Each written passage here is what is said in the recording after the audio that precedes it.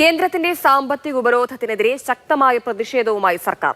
ഇന്ന് തിരുവനന്തപുരം പാളയത്തെ രക്തസാക്ഷി മണ്ഡപത്തിലാണ് സത്യഗ്രഹ സമരം സംഘടിപ്പിക്കുന്നത്. രാവിലെ 10 മുതൽ വൈകിട്ട് 5 വരെയാണ് മുഖ്യമന്ത്രിയുടെ നേതൃത്വത്തിൽ നടക്കുന്ന പ്രതിഷേധം. കേന്ദ്ര സർക്കാരിനെതിരെയുള്ള സമരത്തിനപ്പുറം തിരഞ്ഞെടുപ്പ് തിരിച്ചടിയിൽ അടിപതറി നിൽക്കുന്ന ഇടതുമുന്നണിക്ക് കരുത്താർജിക്കാനുള്ള അവസരം കൂടിയാണ് സത്യാഗ്രഹ സമരം. വികസന നേട്ടങ്ങൾ അവതരിപ്പിക്കുന്നതിനൊപ്പം തിരഞ്ഞെടുപ്പ് ഒരുക്കത്തിന്റെ ചുവടുവയ്പുമാകും.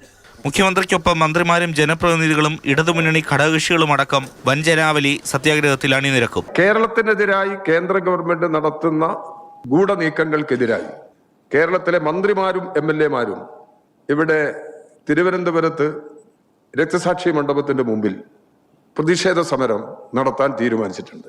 മുഖ്യമന്ത്രിയുടെ നേതൃത്വത്തിൽ 2024 ഡൽഹിയിൽ നടത്തിയ സമരത്തിന്റെ തുടർച്ചയാണിത്.